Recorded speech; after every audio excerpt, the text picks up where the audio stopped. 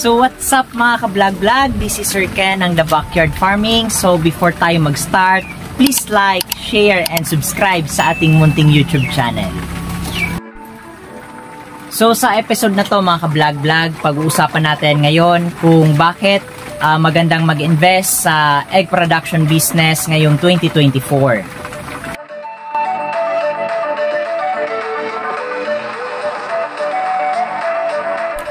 So, nandito ngayon tayo mga ka-vlog-vlog sa aking munting backyard farming. Meron tayo ditong 65 heads.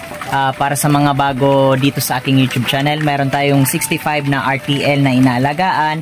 And daily, nag-harvest na ako ng more than 1 tray, almost 2 trays per day yung harvest natin dito. So, more than 75% yung production rate ng ating mga alagang RTL.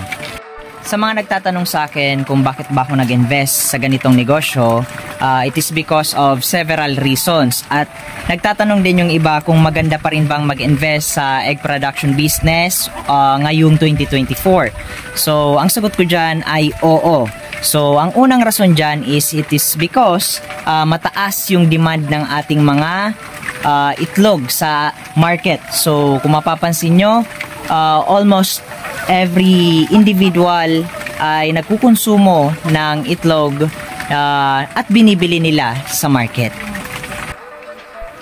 Ang rason kasi dyan mga ka-vlog-vlog kung bakit sobrang taas ng demand ng itlog sa market, it is because yung tinatawag nating raw material. So, ito kasing itlog, it is one of the raw materials sa paggawa ng iba pang mga produkto gaya ng tinapay. So, talagang kailangan na kailangan in daily life ng mga tao yung itlog.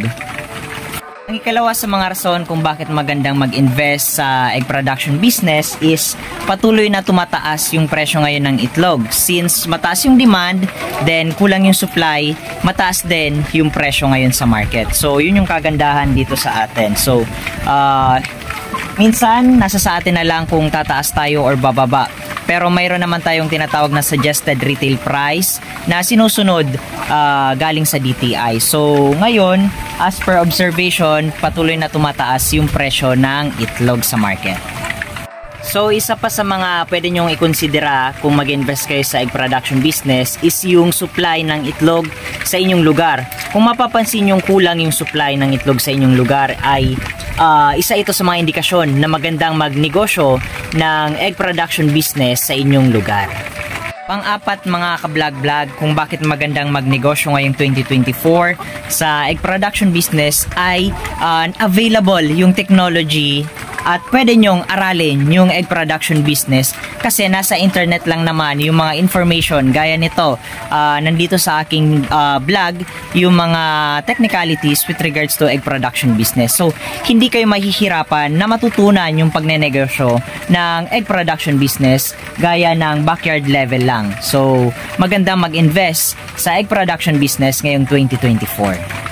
And last but not the least, mga ka-vlog-vlog, ito yung pinaka-importanting rason kung bakit magandang mag-invest sa egg production business. So, there is the so-called availability of market.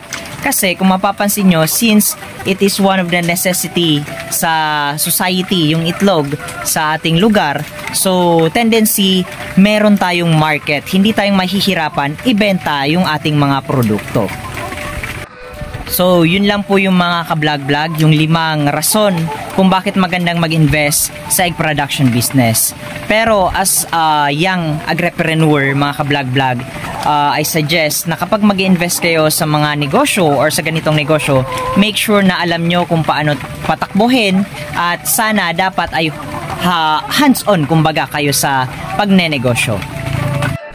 So, yun lamang po mga vlog-vlog. Maraming salamat sa lahat ng supporters ng The Backyard Farming.